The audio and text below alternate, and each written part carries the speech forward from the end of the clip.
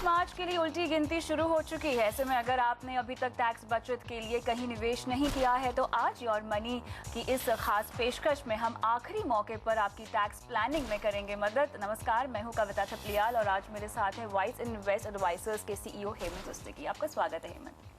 तो चलिए यहाँ पे हम चर्चा की शुरुआत करते हैं। हेमंत, अक्सर ऐसे होता है कि अमूमन लोग जो है आखिरी मिनट तक इंतज़ार करते रहते हैं टैक्स सेविंग इन्वेस्टमेंट करने के लिए, और ऐसे में होता ये है कि वो गलत प्रोडक्ट्स खरीद लेते हैं। टैक्स सेविंग के चक्कर में उनके बहुत सारे पैसे उल्टा यहाँ पर खर्च हो जाते हैं। हाई प्रीमियम पे वो इस तरह के इंस्ट्रूमेंट्स में निवेश कर देते हैं।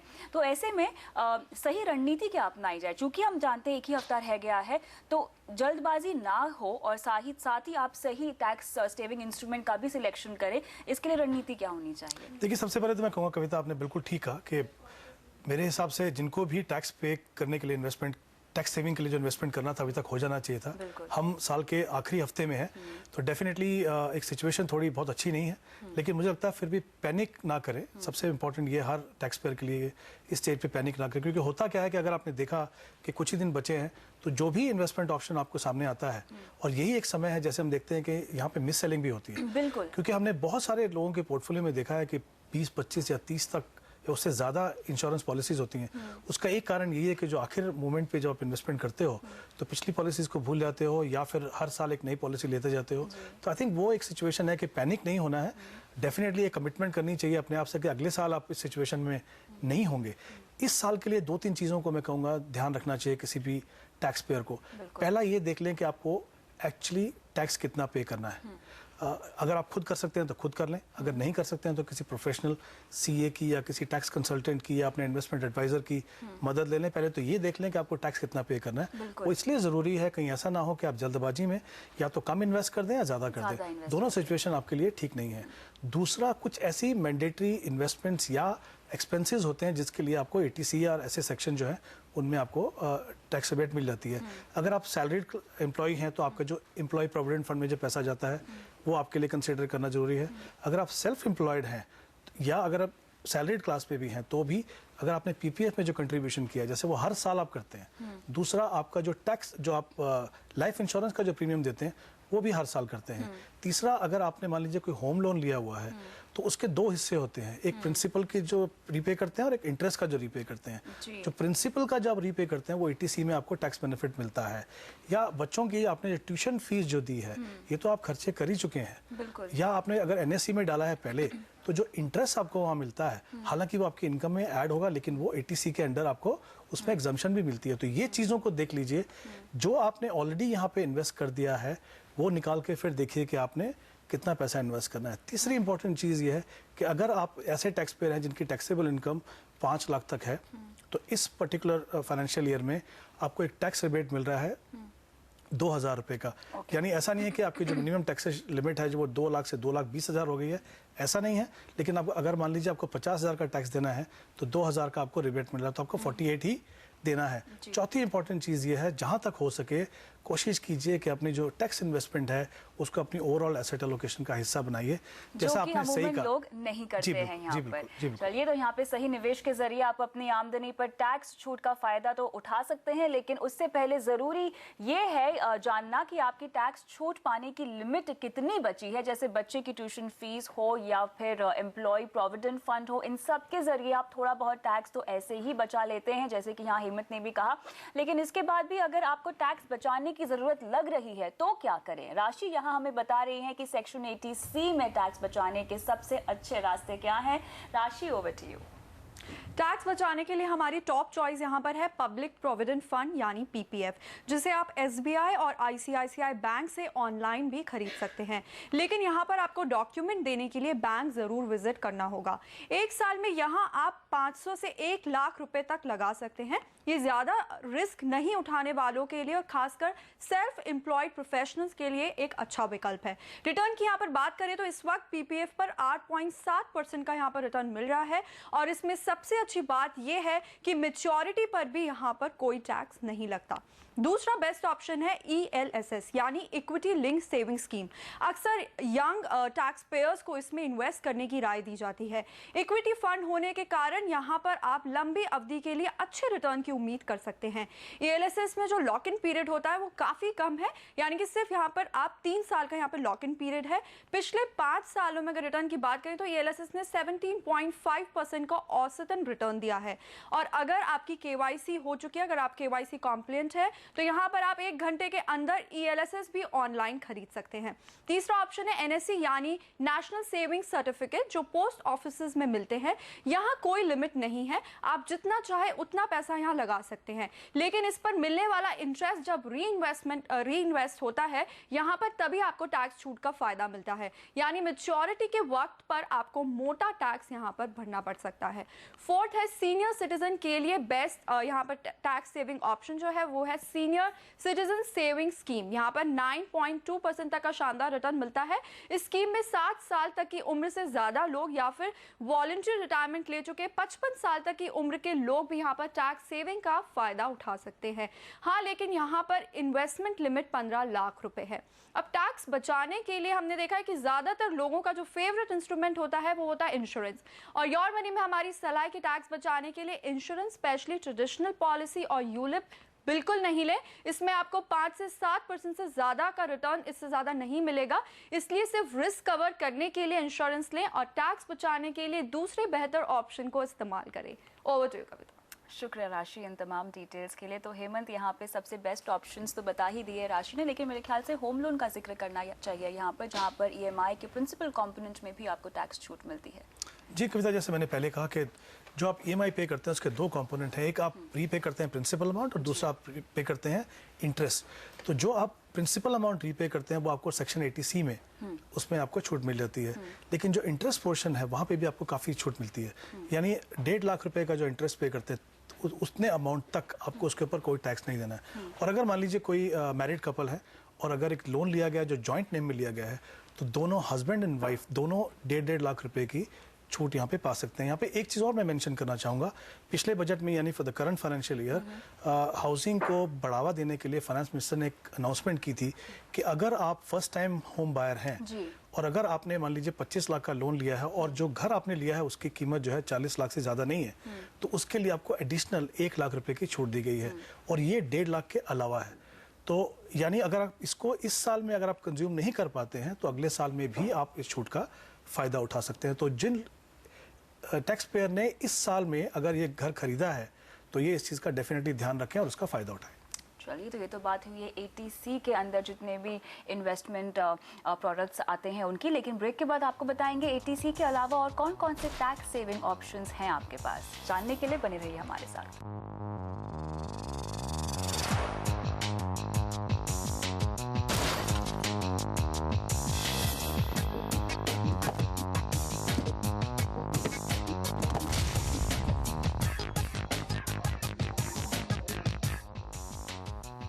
वेलकम बैक योर मनी में। आज हम आपको बता रहे हैं आखिरी मौके पर टैक्स प्लानिंग करने के गुरु मंत्र, और इसमें मेरा साथ दे रहे हैं हेमंत उस्तगी। हेमंत जी, जैसे कि हमने फर्स्ट सेगमेंट में बात की है तमाम 80C में मौजूद विकल्पों की, लेकिन उसके अलावा भी जैसे कि डिस्कशन हमारा हो रहा था, बहुत सारे 80C के अलावा भी विकल्प हैं जिनके बारे में लोगों को ज़्यादा पता नहीं है। तो सबसे पहले मैं यहाँ पर आऊँगी 80D में जितने भी इंस्ट्रूमेंट्स हैं टैक्स सेविंग इन्वेस्टमेंट के लिए।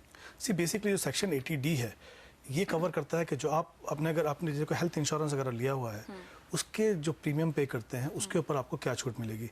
यानी अगर आप अपने लिए या स्पाउस के लिए या अगर जो जो चिल्ड्रन है उनकी हेल्थ इंश्योरेंस के लिए जो आप प्रीमियम पे करते हैं उसके लिए आपको 15,000 रुपये तक की प्रीमियम पे छूट मिलती है। इसमें एक और प्रोविज़न किया गया है 1-2 साल पहले कि अगर आप ये पूरा यूटिलाइज नहीं करते हैं और अगर आप प्रिवेंटिव हेल्थ चेक करवाते हैं हर साल, उसमें अगर आप 5,000 रुपये खर्च करते हैं तो वो भी इसके अंदर शामिल है। इन तीनों जो मैंने नाम लिए, खुद या स्पाउस या जो बच्चे हैं, कोई भी अगर एक 60 ईयर्स के ज़्यादा है, सीनियर सिटीजन है, तो वहाँ पे ये छूट जो है 15,000 से बढ़ के 20,000 हो जाती है। इसके अलावा अगर पेरेंट्स हैं आपके, चाहे वो आपके डिपेंडेंट हैं या नहीं है, उनके लिए भी आपको 15,000 रुपये की छूट मिलती है। लेकिन अगर पेरेंट्स में अगर कोई भी जो है 60 साल से बड़े हैं तो ये बढ़ के 20,000 हो जाती है। यानी कुल मिला के सेक्शन 80D में आपको 40,000 रुपये तक जो आप प्रीमियम पे करते हैं उसके ऊपर आपको छूट मिलती है। बिल्कुल। साथ ही हायर एजुकेशन पर लोन लेने के लिए भी क्या आपको किसी तरह की टैक्स छूट मिलती है? जी हाँ, प्रिंसिपल जो आप मतलब जो आप रीपे करते हैं उस पर तो नहीं, लेकिन जो इंटरेस्ट है उसके अंदर आपको सेक्शन 80E में आपको छूट मिलती है। यानी वो खुद के लिए हो सकती है या स्पाउस के लिए हो सकती है या बच्चों के लिए हो सकती है। हायर एजुकेशन के लिए वो फुल टाइम कोर्स होना चाहिए, चाहे वो ग्रेजुएशन हो या पोस्ट ग्रेजुएशन हो। तो उसमें आप जो भी इंटरेस्ट पे करते हैं वो जिस साल में आप इंटरेस्ट पे करना शुरू करते हैं वो, और उसके अलावा 7 साल और, यानी कुल मिला के 8 साल तक जो आप रीपे करते हैं उस पर आपको इनकम टैक्स की छूट मिलती है। और साथ ही अब 24B की क्या खासियत है? जो सेक्शन 24B है उसके तहत आपको किस में छूट मिल पाएगी? जी, 24 जो है बेसिकली वो हाउसिंग लोन का जो इंटरेस्ट वाले हम जो बात कर रहे थे जी। वो कवर करता है, ओके। जो हमने ऑलरेडी शो में पहले जी, कवर जी। कर दिया है। आगे बढ़ते हैं। 80G का यहाँ पे क्या महत्व है? मेरे ख्याल से जो भी एग्जेम्पशंस हो, डोनेशंस और चैरिटेबल इंस्टीट्यूशंस, उसके तहत मेरे ख्याल से इसमें आपको टैक्स छूट मिल सकती है। जी हाँ, ये भी एक इम्पॉर्टेंट है। हम काफ़ी लोग जो है वो डोनेशन देते हैं और शायद उनको पता नहीं रहता है कि उसके ऊपर कोई टैक्स बेनिफिट मिलते हैं। तो इम्पॉर्टेंट है ये जानना कि जो आप डोनेशन देते हैं, चाहे वो चैरिटेबल ऑर्गेनाइजेशन हो या कोई ट्रस्ट हो या कोई एजुकेशन इंस्टीट्यूशन हो, वहाँ पे आपको 50% या 100% जो कंट्रीब्यूशन देते हैं आप, उसके ऊपर आपको छूट मिलेगी। कुछ एक ऐसे फंड हैं जैसे नेशनल डिफेंस फंड है या नेशनल रिलीफ फंड है या नेशनल चिल्ड्रन फंड है, prime minister drought relief fund है, इनमें अगर आप कंट्रीब्यूशन करते हैं तो जो भी आप डोनेशन देते हैं वो 100% आपको टैक्स रिबेट मिलती है। उसके अलावा कुछ और लिस्टेड हैं जहाँ पे 50% की जो है आपको छूट मिलती है। तो जो भी आप डोनेशन दें साल में देख लें, अगर वो 80G के अंदर, अगर आप वो इंस्टीट्यूशन जिसको आप दे रहे हैं अगर उनको एग्जम्पशन है अंडर सेक्शन 80G तो आपको ये टैक्स बेनिफिट मिल सकता है। साथ ही 80GGC के तहत अगर आप किसी पॉलिटिकल पार्टी में भी कंट्रीब्यूशन करते हैं तो मेरे ख्याल से आपको वहाँ पर भी टैक्स एग्जम्पशन मिलती है। आप टैक्स सेविंग इंस्ट्रूमेंट की तरह उसमें भी उसको इंक्लूड कर जी हाँ, सकते वहाँ पे भी कोई लिमिट नहीं है, जितना भी आप अमाउंट देंगे उसके ऊपर आपको टैक्स बेनिफिट मिलता है। आते हैं नए विकल्पों पर, जो है Rajiv Gandhi equity saving scheme जो 80CCG के तहत आती है। पहले तो इस स्कीम को समझना चाहेंगे और किस तरह से इसमें आपको टैक्स छूट मिल सकती है। देखिए, ये स्कीम जो बनाई गई थी उन इन्वेस्टर्स के लिए जिन्होंने कभी भी इक्विटी मार्केट में पार्टिसिपेट नहीं किया। तो पहले तो मैं समझा दूं कि हम फर्स्ट टाइम इन्वेस्टर की जो डेफिनेशन क्या है, वो उन इन्वेस्टर्स की हम यहाँ पे बात कर रहे हैं जिन्होंने कभी भी स्टॉक मार्केट के अंदर डायरेक्टली इन्वेस्ट नहीं किया। यानी आपका डीमैट अकाउंट नहीं होना चाहिए। अगर आप पहले से म्यूचुअल फंड के इक्विटी फंड में इन्वेस्ट कर रहे हैं तब भी आप इसके अंडर एलिजिबल हैं। तो अगर आपने इससे पहले कभी भी स्टॉक मार्केट में डीमैट अकाउंट के थ्रू इन्वेस्ट नहीं किया तो आप एलिजिबल हैं। और कुछ और कंडीशंस हैं यहाँ पे। आपकी जो एनुअल इनकम है वो 12 लाख से ऊपर नहीं होनी चाहिए। उसके अलावा जैसे मैंने कहा, आपका डीमैट अकाउंट नहीं होना चाहिए। अगर है तो आपको उसमें कोई भी ट्रांजैक्शन नहीं होनी चाहिए। अगर आप ये क्राइटेरिया फुलफिल करते हैं तो आप जो राजीव गांधी इक्विटी स्कीम है उसके तहत आप इन्वेस्टमेंट कर सकते हैं। यहाँ पे आप मैक्सिमम जो है, अगर आप टैक्स बेनिफिट चाहते हैं तो 50,000 रुपये की इन्वेस्टमेंट कर सकते हैं और जो रिबेट आपको मिलेगी वो 50% पे मिलेगी। यानी अगर आपने 50,000 रुपये इन्वेस्ट किया तो जो रिबेट है आपको सिर्फ 25,000 रुपये मिलेगी। और अगर आप मान लीजिए 30% टैक्स ब्रैकेट में हैं तो आपकी टैक्स सेविंग जो है वो 7,500 होगी। तो आई थिंक यहाँ पे मुझे लगता है कहीं ना कहीं इसमें कुछ चूक है। मतलब जो इसको अट्रैक्टिव बनाया जा सकता था, इसको सारे इन्वेस्टर्स के लिए ओपन अप किया जा सकता था। अगर आपकी इंटेंशन ये है कि आप चाहते हैं ज़्यादा से ज़्यादा लोग जो है इक्विटी मार्केट में आए यहाँ पे। और यहाँ पे मैं बता दूं कि ऐसा नहीं है आप कुछ भी स्टॉक या कुछ भी फंड खरीद लें। यहाँ पे भी कुछ लिमिटेशंस हैं। जो स्टॉक BSE 100 या CNX 100 का जो हिस्सा है उन्हीं स्टॉक को आप खरीद सकते हैं अगर आप डायरेक्टली स्टॉक मार्केट में डाल रहे हैं। उसके अलावा जो पब्लिक सेक्टर एंटरप्राइज जिनको हम नवरत्ना, मिनी रत्ना या महारत्ना बोलते हैं, उनके स्टॉक्स खरीद सकते हैं या उनके जो फॉलो पब्लिक इशू होते हैं उनमें खरीद सकते हैं। या वो पब्लिक सेक्टर एंटरप्राइज जिनका IPO आता है और उनकी टर्नओवर जो है वो 4,000 करोड़ से ज़्यादा होनी चाहिए, तभी आप उसको खरीद सकते हो। इन तीनों के अलावा म्यूचुअल फंड की कुछ स्कीम्स हैं जिनको RGSS के अंडर डेजिग्नेट किया गया, यानी ये जो स्कीम्स हैं इन इंस्ट्रूमेंट्स में इन्वेस्ट करती हैं। तो ये 4 विकल्प है आपके पास इन्वेस्ट करने के लिए। मेरा ये मानना है, अगर आप फर्स्ट टाइम इन्वेस्टर हैं, इक्विटी में एक्सपीरियंस करना चाहते हैं और अगर आपने ELSS में इन्वेस्ट नहीं किया है, वो लिमिट आपके पास अवेलेबल है, तो मुझे लगता है ELSS RGSS से डेफिनेटली बेटर ऑप्शन है। मेरे ख्याल से हमने बस एक ही सेक्शन यहाँ पे छोड़ दिया है जो है 80GG। जी, तो उसमें हमें सेल्फ एम्प्लॉयड पर्सन जो रेंटेड घर में रहते हैं उन्हें किसी भी तरह का अगर HRA बेनिफिट लेना हो तो मेरे ख्याल से उसमें उनको टैक्स छूट मिल जाती है। जी हाँ, बिल्कुल। देखिए, 2 ऑप्शन है यहाँ पे। अगर 25%, अगर आपको मान लीजिए HRA नहीं मिलता है तो 25% आपकी इनकम जो है वो, या 2,000 अमाउंट है पर मंथ का, या आपकी बेसिक जो आपका जो इनकम है उसका 10% जो रेंट आप पे करते हैं 10% से ऊपर जो है उनमें जो भी लीज अमाउंट है वो आपको उसके ऊपर टैक्स रिबेट इसके अंडर मिल जाएगी। चलिए, तो एटीसी के अलावा जितने भी यहाँ पे टैक्स सेविंग विकल्प है उन पर हमें चर्चा कर ली है, लेकिन फिलहाल वक्त है ब्रेक का, और ब्रेक के बाद हम बात करेंगे टैक्स सेविंग म्यूचुअल फंड्स के बारे में, और साथ ही आपको बताएंगे कि चूंकि अब एक साल यहाँ पर खत्म हो रहा है, लेकिन अगले साल की शुरुआत के लिए आपको किस तरह से अपनी टैक्स सेविंग की प्लानिंग की शुरुआत कर देनी चाहिए, ये सब जानेंगे हेमंत रस्तगी से इस ब्रेक के बाद।